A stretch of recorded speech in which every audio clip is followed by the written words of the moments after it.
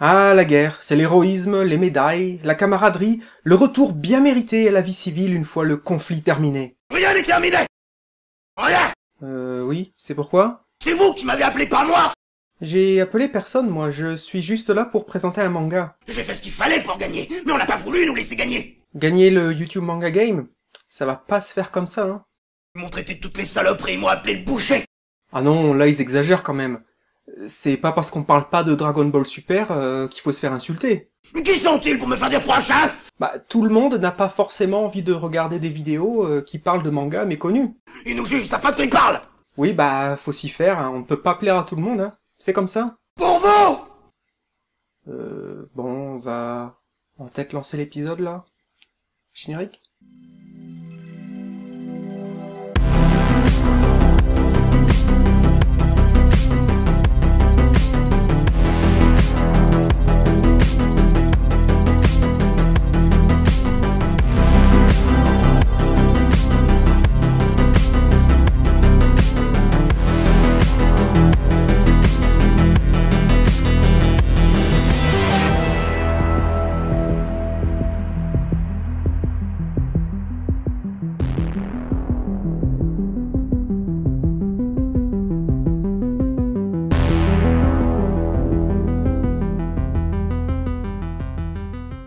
Front Mission Dog Life and Dog Style est un manga en 10 tomes paru chez Kiyun. Avant de rentrer dans le cœur du sujet, on peut noter que son univers se base en fait sur une longue série de jeux vidéo dont l'origine remonte aux années 90 et qui a plus d'une dizaine de titres à son actif.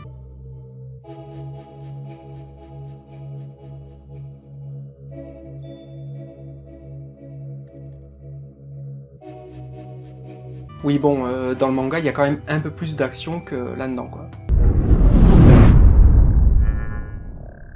Dans un futur proche, l'île d'Hoffman est divisée et occupée par deux superpuissances, à savoir d'un côté l'USN, en gros les États-Unis, et de l'autre l'OCU, qui est en gros l'Asie. Au début du manga, un cessez-le-feu est en cours tandis qu'un journaliste japonais débarque sur l'île, étant nouvellement affecté à une chaîne de télé locale. Une paix précaire est en place, avec les deux superpuissances se regardant en chiens de faïence.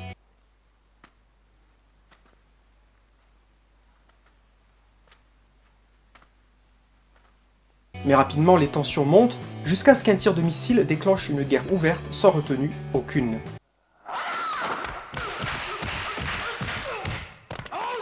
Notre journaliste et son équipe se retrouvent pris au piège sur l'île, et donc aux premières loges pour être témoins des horreurs de la guerre.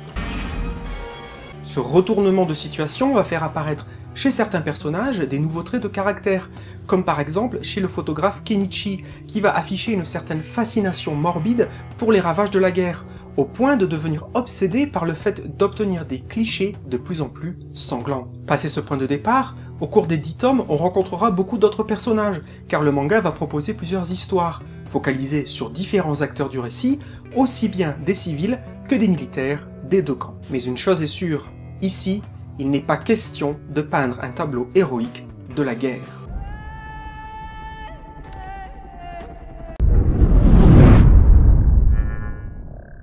Cette œuvre va proposer une vision presque chirurgicale des atrocités d'un conflit armé. Dans ce manga, il n'y a pas vraiment de héros.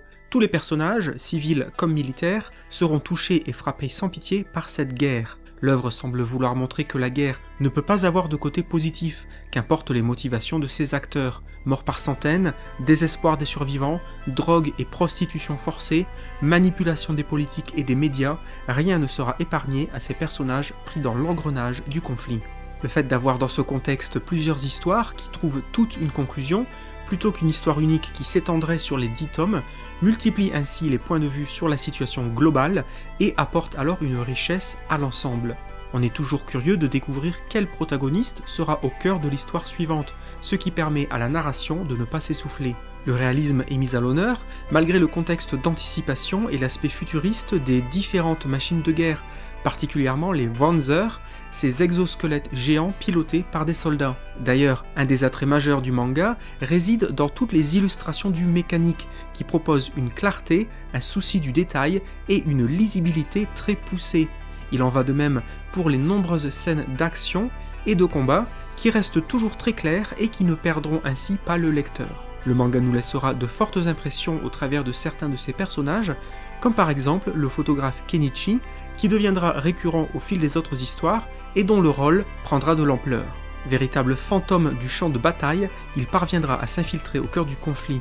Étrange, dérangeant, mystérieux, il devrait ravir les amateurs de personnages à multiples facettes.